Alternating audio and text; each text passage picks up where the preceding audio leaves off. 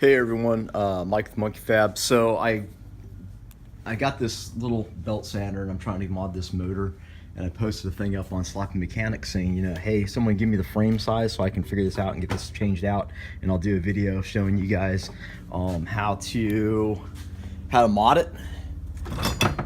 But and that's it. Every time I show my belt sander, it brings up questions, like how, this is 10 mil, I hope this is 10 mil. How'd you modify it so that it would actually work and not bind up or stop when you put any amount of pressure on it? Which is fairly easy. What I did is I went to Harbor Freight and I picked up their motor. I can't remember what it is, but we're fixing to find out. Of course it's not a fucking 10.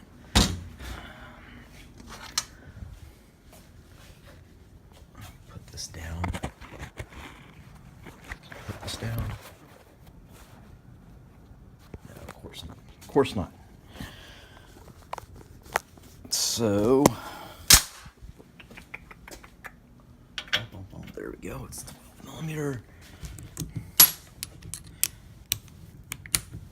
So it's this is the Harbor Freight 6x48 belt sander, and it's kind of an entry level type size if you're into any kind of fabrication.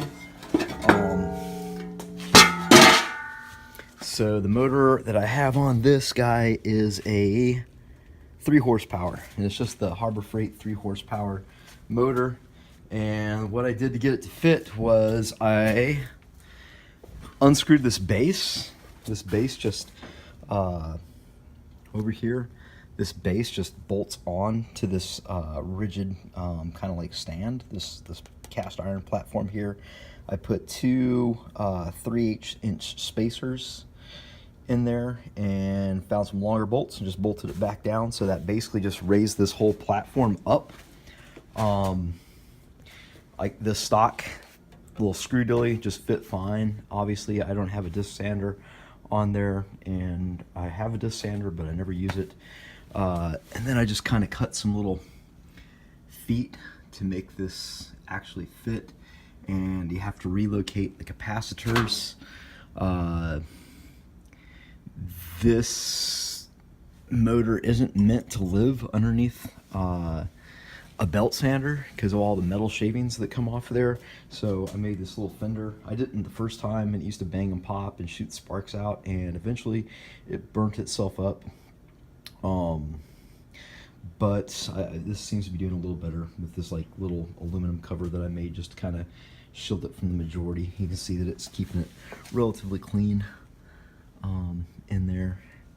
So that's it. I mean, you have to be able to read a wiring diagram and know how to wire it in. I just hardwired it and then put like a what do you call it? An AC breaker switch to my wall so I can turn it on and off there. And just relocate the capacitors. Make sure you're trying not to get a lot of metal under there. If you do this and you end up blowing your dick off or dying, well, it's completely on you, and you take full responsibility for whatever modifications you make to these highly engineered Chinese tools. But that's how it works. I hope that helps you guys out. The sander you get with a coupon, I think it's pretty expensive. I want to say it's like $300, and the motor is probably another couple $100. So